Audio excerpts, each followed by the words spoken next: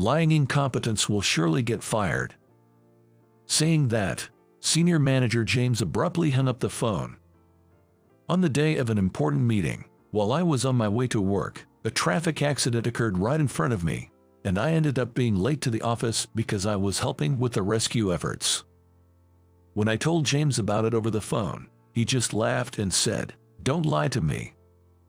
No matter how many times I insisted it was the truth, James refused to believe me and told me I was fired. After hanging up, I couldn't help but mutter to myself, "Lying incompetents get fired." Who's getting fired? At that moment, a group of men appeared. This was the beginning of my journey, overcoming numerous challenges and meeting heroes along the way. My name is Michael. I'm a young office worker in my 3rd year at the company, having joined right after graduating from college. By the 3rd year, you start to get assigned more significant tasks, and I was beginning to find real satisfaction in my work. Recently, I managed to buy my own car, and commuting in it has become a source of pride. Every time I look at my car, I can't help but grin, thinking about how my diligent savings paid off. Now, shopping trips and drives are my weekend highlights. I've been getting along well with my colleagues, and overall, I feel fulfilled. However, there's one problem in my otherwise content life.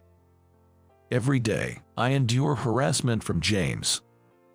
From petty harassment like not giving me the documents distributed to everyone in the department or excluding me from the gifts James brings back from business trips, to more serious issues like him answering calls meant for me and saying, "Unfortunately, Michael isn't here right now."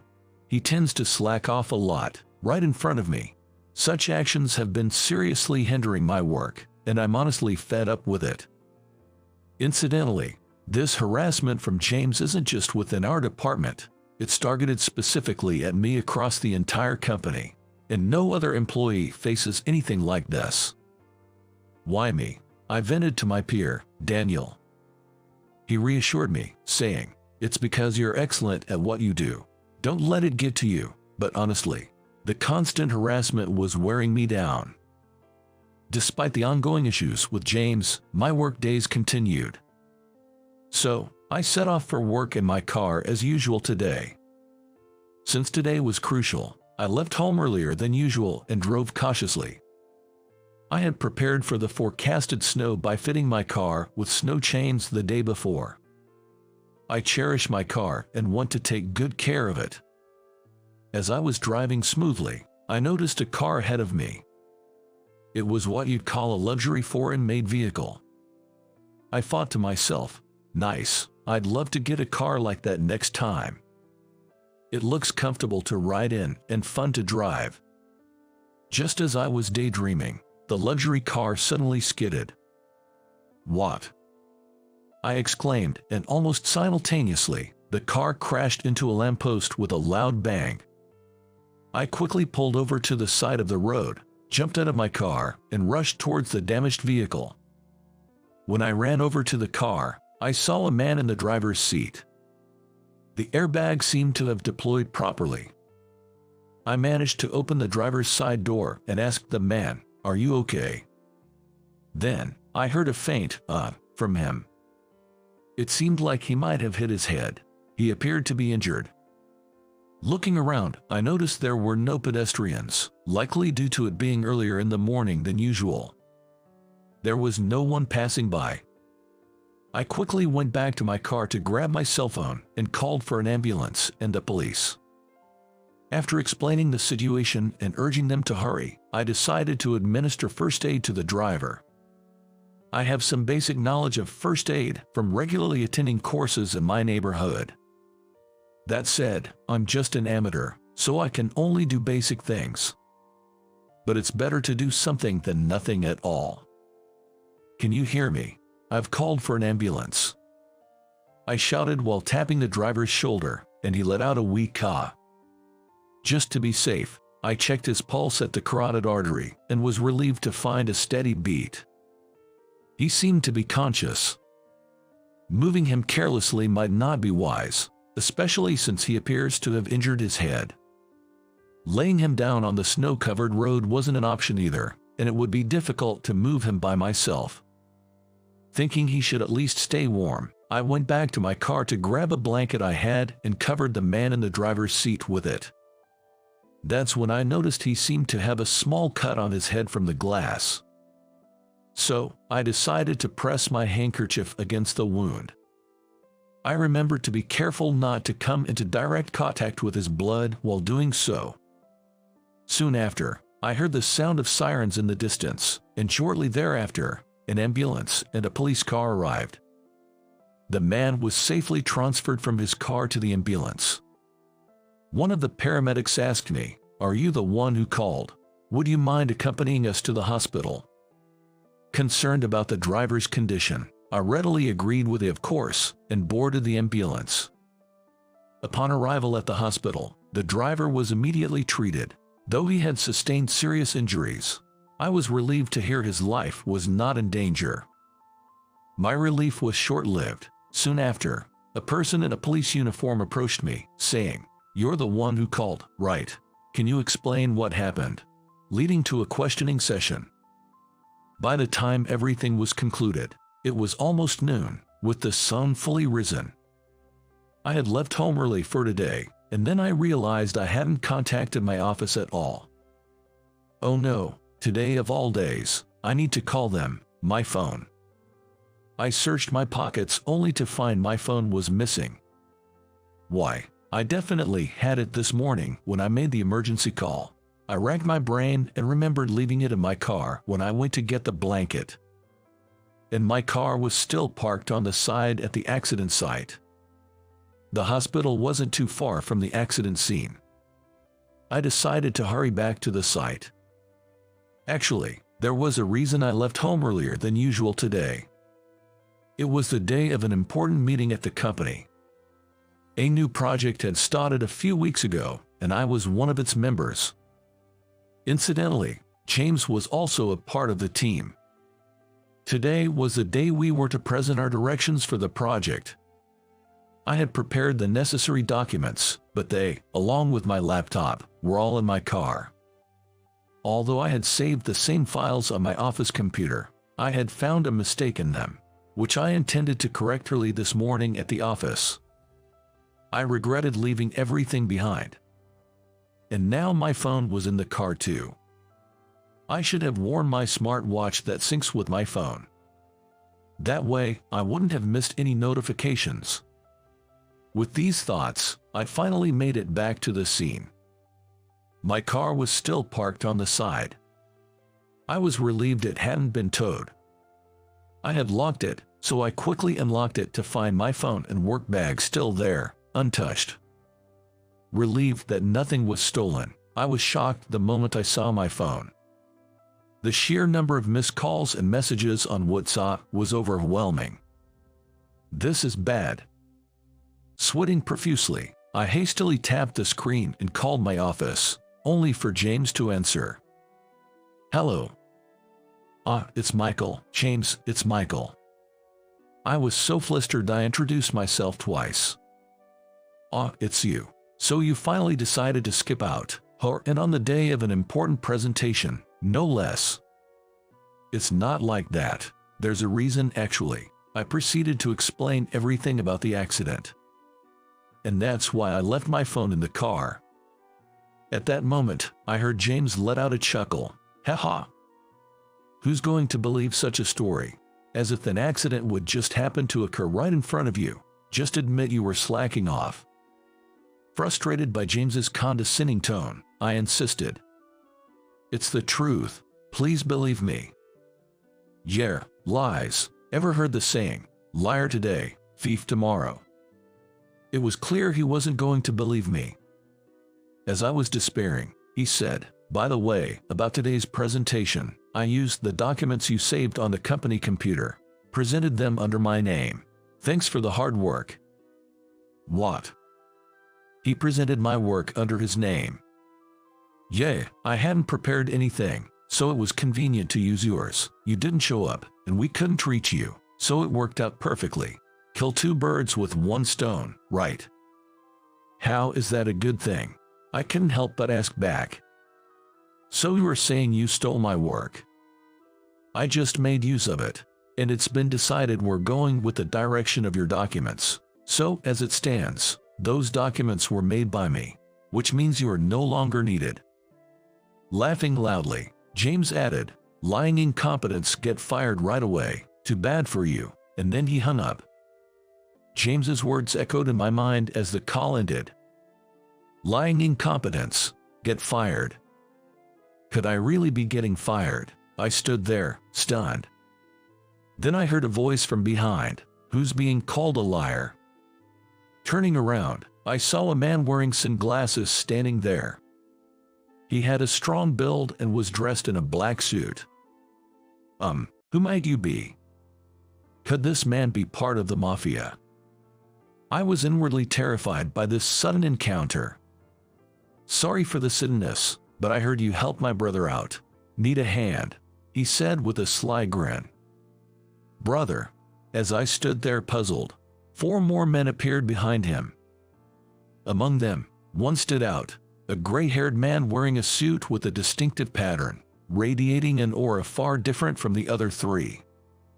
I realized I needed to explain why I missed today's meeting and headed to the company. Upon arriving at the company and heading to a certain location, I unexpectedly ran into James along the way. Seeing me, James said, "What are you doing here? Didn't I tell you were fired?" So I retorted, "It's not yet certain whether I'm fired." I'll say it again. I was late because I was helping with an accident and went to the hospital, then explained everything to the police. It wasn't intentional. James just laughed again. Like I said, you could come up with a better lie. Nobody is going to believe you. I even submitted your resignation for you. HR should be processing it by now. Seeing James's smirking face, I realized it was pointless to argue with him. I decided to give up on talking to him. James, that's enough. After saying just that, I continued towards my destination. I heard from behind, "Hey, HR isn't that way," but it didn't matter to me since I wasn't heading to HR. I reached my destination and knocked on the door. "Come in," I heard from inside, and opened the door. "I apologize for the long wait. Thank you for your patience," I said to the people inside. "No problem at all," was the reply.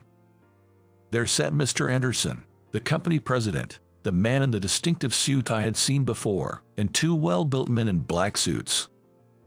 Then James followed me in, saying, "Michael, HR isn't that way." As I wondered why he thought I was going to HR, Mr. Anderson said calmly, "James, I was about to call you too. Come in with Michael." "Mr. Anderson, why is Michael in the president's office?" James was surprised, but Mr. Anderson ignored him. "Come on in," he urged, and James and I entered. Mr. Anderson then said, "Michael, I've been hearing about you. You helped Ryan, didn't you?" "Ryan's someone I've known since he was young. When Alex told me Ryan had an accident, I was quite shocked," Mr. Anderson continued. Then the man laughed heartily, "But that's my boy, surviving an accident, and it's all thanks to you, Michael." Seeing James clueless at my side, I decided to fill him in. "James, this man is Alex, the boss of the White Tiger family." As I said this, James stepped back. The White Tiger family. The White Tiger family is a well-known mafia in this region. This man is the boss of the mafia. He's the one who saved my son this morning, a lifesaver for my son's life. I heard about it from Alex. Michael, your response was admirable. No, it was nothing. I just happened to have the knowledge. Besides, it's a driver's duty to help the injured, I said, feeling somewhat embarrassed. Alex then said, "You've been saying that all along. I think you should be more proud. Not many people can stay calm in such a situation. I've seen similar things in the past." Alex, maybe save those old stories for another time. They might be a bit too much for the younger folks, Mr. Anderson said with a wry smile. As the 3 of us were talking, Alex suddenly asked, "So, Mr. Anderson, why is Michael getting fired?" James, who had been quiet until then, stepped forward as if this was his moment. "Allow me to explain. This Michael, he not only missed an important meeting today but also didn't prepare the presentation materials. It's only natural for someone like that to be fired, don't you think?" he started. "Moreover, he's always disrespectful to his bosses and acts arrogantly just because he can do a little work. Mr. Anderson might not know much about Michael, but he's the reason for the poor relationships at work." James ran it all at once. The room fell silent at his outburst. James had a smug look as if he had made his point. "There's a limit to making things up. I don't recall ever behaving like that. What is he talking about? Is James introducing himself?" As I was thinking this, Mr. Anderson said, "James, was that an introduction about yourself?" James, not expecting Mr. Anderson to say that, was left speechless. I almost burst out laughing, realizing Mr. Anderson shared my thoughts. Actually, James has been a frequent topic at the compliance committee meetings. We've received reports of him harassing a male employee, causing disruptions to work, and there have been complaints about his inappropriate behavior towards female employees, disturbing the workplace harmony. Mr. Anderson continued. "It's completely unfounded. But we've received written complaints, and there was an incident where you didn't pass a call for Michael in front of him. There's witness testimony, and we even have videos." Videos? "Given the severity of the issue, someone from your department submitted them. I was appalled when I saw them," Mr. Anderson said. "I was shown the video later, and it was perfectly captured, likely by my colleague Daniel from the same department. Of course, I thanked Daniel profusely. Good peers are invaluable." James, chagrined at being called out by Mr. Anderson, could only grunt in frustration. Seizing the moment, I decided to mention what James had said over the phone earlier. "By the way, the presentation James gave today was actually prepared by me. He himself said he used it." James, taken aback, glared at me and yelled, "Don't spout nonsense. You have no proof." "True, I didn't record that moment, but I do have proof that I prepared those documents." "Proof?" "Yes, the proof is on my laptop here. It contains the PowerPoint for the presentation content. Isn't it strange for James to claim he made it when it's on my laptop?" "That's because you stole it from me." "That's not true. How could that be?" I retorted immediately. "However, that's weak evidence," Alex said, and Mr. Anderson nodded in agreement. James gave me a look as if to say, "See? Right. But actually, there was a mistake in the documents I made." "A mistake?" I took my laptop out of my bag, turned it on, and opened the PowerPoint presentation. Then, I showed the part where the mistake was made.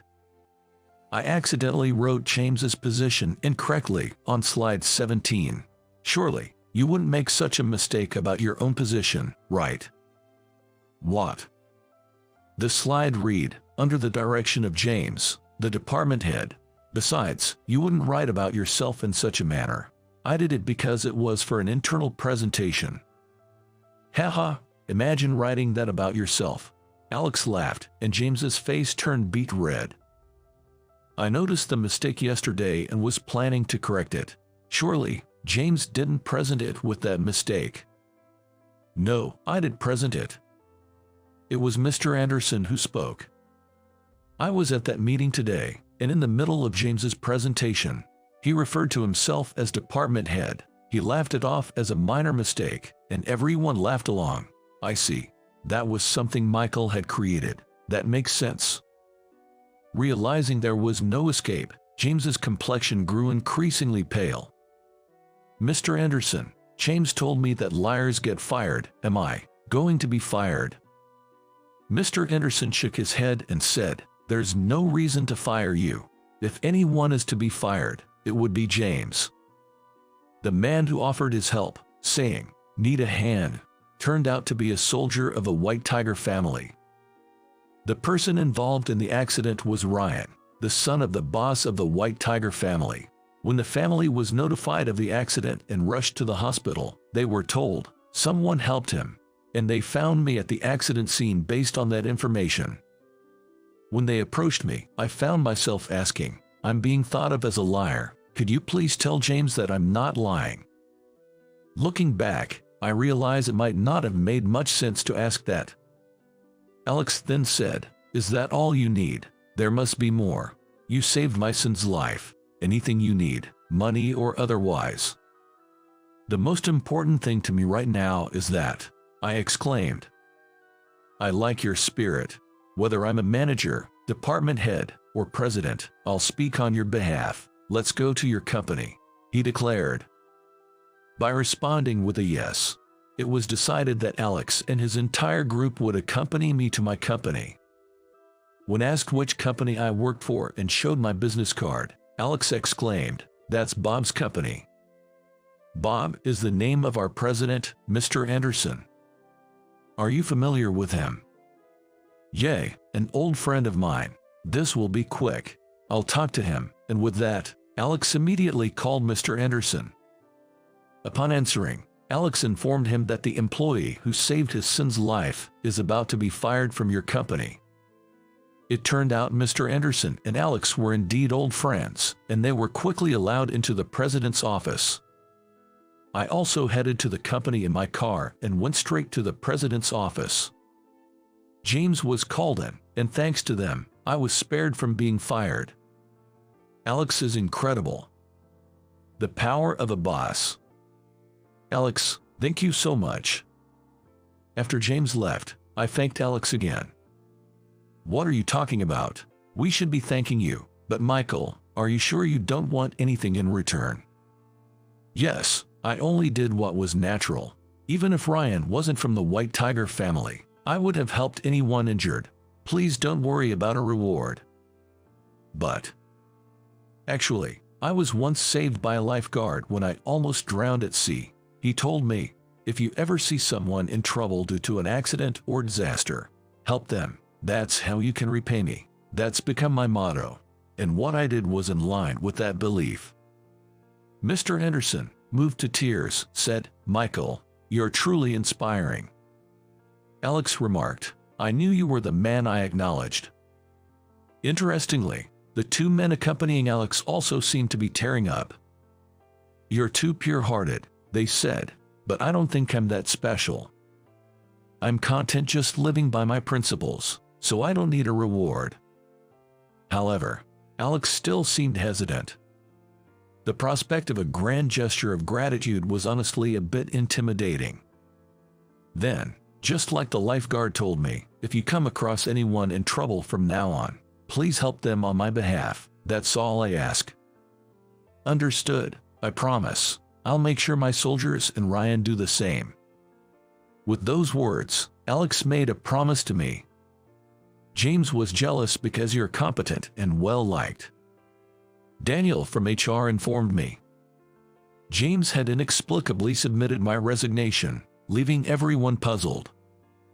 What surprised me the most was that James actually submitted my resignation letter. It seems James had been bad-mouthing me to Mr. Anderson and the department heads, scheming to get me fired by claiming such an employee was not needed. Ultimately, his plan backfired, and instead, he was reprimanded by Mr. Anderson for his unacceptable behavior toward subordinates and was also in trouble with other bosses. Despite James pleading not to be fired due to his past actions and the maliciousness of his behavior, it was decided that he was the one who would be let go from the company. With James gone, the office became a more pleasant place for everyone he had troubled, including me. A month after James's departure, I was thriving at work, free from his harassment. Ryan, Alex's son, was discharged from the hospital 2 weeks after the accident and has since returned to his normal life. Mr. Anderson and I were invited to Ryan's recovery celebration, where the White Tiger family treated us to a generous feast. Since then, I started meeting regularly with Alex and his crew, feeling like I had made friends who were older than me. I even began going out for drinks occasionally with Mr. Anderson. One day, our area experienced continuous snowfall, leading to a significant accumulation. It's rare for our region to get much snow, but this year, a severe cold wave caused unprecedented snowfall. The road in front of our company experienced a massive traffic jam due to the snow, with many vehicles stuck. The snow kept falling around our company, piling up more and more. I thought it would be good if we could at least clear the snow around our company when Mr. Anderson appeared with a large shovel. Mr. Anderson. Hey, Michael, work's not going anywhere with this snow, so I thought I might as well clear it, he said. I'll help too. I grabbed a shovel from inside and started clearing snow around the company. Seeing Mr. Anderson and me, other employees began to show up, saying, I'll help too, and we all started clearing snow together. While we were shoveling, I noticed the cars stuck on the road in front of us. The drivers must be having a tough time, unable to move because of the snow. I decided to make a gesture by providing some refreshments to those stuck. I bought a large amount of sandwiches and hot coffee from a nearby convenience store and distributed them to the people in their cars. Thank you. Let's all hang in there. We encouraged each other like this. Although this was all I could do, I hoped it helped, even if just a little.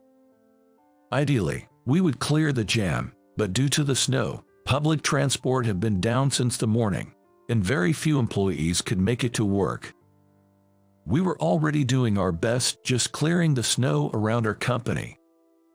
As we pondered what to do next, an unfamiliar sound approached. What's that? An earthquake, I thought, but then bulldozers and excavators appeared. Several of them arrived in a convoy. Is this a raid attack? I blurted out, perhaps influenced by my recent interactions with Alex and his group. Michael, we've come to help, shouted Alex, disembarking from a bulldozer. Alex, we're here too.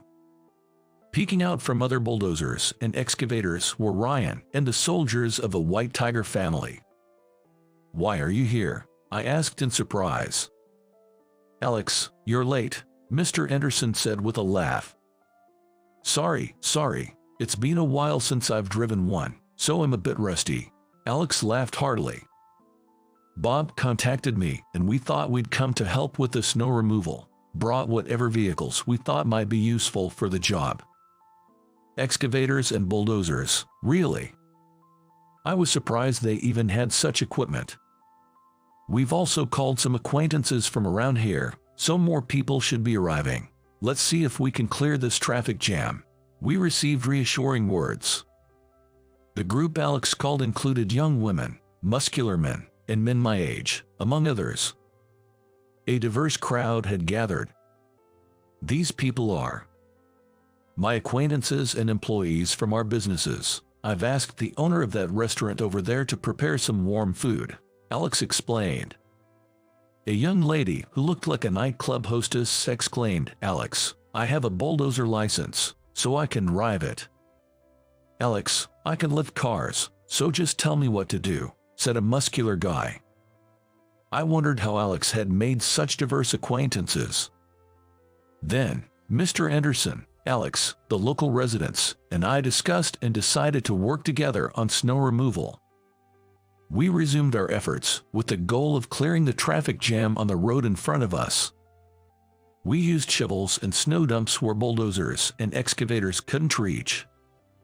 A nearby store happened to have snow dumps. A woman who owned a cafe said, I don't have a snow dump, but I have a dustpan, and used it for shoveling snow, while a man who worked at a hostess bar used buckets for snow removal. People from various industries cooperated. Gradually, the snow situation stabilized, and with the help of bulldozers, excavators, and other equipment, we finally cleared the traffic jam on the road. Watching the cars gradually start moving again allowed me to finally breathe a sigh of relief. Good job, Michael. Alex praised me. Thank you. It was all thanks to you rallying everyone around, I responded.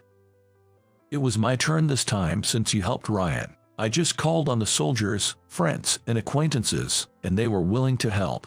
I haven't forgotten our promise. In the mafia, we take promises and honor very seriously," he said with a laugh. Life in the area soon returned to normal. Later, a driver who had been stuck during the traffic jam made a special trip to our company to say, "You all were like heroes with the food and assistance you provided that day." Hearing that was incredibly gratifying. But the heroes weren't just us. The White Tiger family, Alex, and the people he gathered were also heroes. After the traffic jam was cleared, the people Alex had gathered seemed to have vanished without a trace. They must have returned to their daily lives. Even though they were strangers to me, the fact remains that we all cooperated. The people from the White Tiger family were the same. We're mafia, so we can't exactly be in the limelight. Let's just say you guys did the rescuing, I was told. So, the people stuck in the traffic jam probably think we were the only ones who helped. But that's not the case. There were many other heroes there too. I'll never forget that. After that snowy day, I had no further contact with Alex and his group. Alex said it wouldn't be good for a young man with a future to be known for being close to the mafia like us. It's best if we end our association here. Indeed, me being close to mafia members might not sit well with society. But parting ways with people I had grown close to felt quite sad. Alex and Mr. Anderson were old friends, but they hadn't met in years for that reason. "I'm going to miss you," I admitted honestly. "Yeah, I will too, but this is the line we draw," Alex replied with a sad smile. The fun times I had with Alex, Ryan, and everyone from the White Tiger family are unforgettable. Ryan then told me, "Michael, anyone who helps someone in trouble can be their hero. Meeting you made me realize that. Now, be someone's hero is our motto in the White Tiger family." I never imagined that a simple act of helping someone could lead to so much gratitude and so many new connections. Take care, Michael. You too. Take care. With that, I parted ways with the White Tiger family. Since then, my involvement with the people of the White Tiger family has ceased. Though I no longer meet them, I'm sure they are all doing well. I am well aware that they were the heroes on that snowy day. Afterward, I was promoted and given the position of assistant manager. Apparently, it's the first time someone my age has held this position within the company. Based on your character and work performance, we want you to keep up the good work. Mr. Anderson personally encouraged me, which motivated me to work even harder. If someone is in trouble and I can help, I will. I want to continue to be able to do such natural acts of kindness. I vow to live up to the coolness of those people from that day and to become someone's hero again.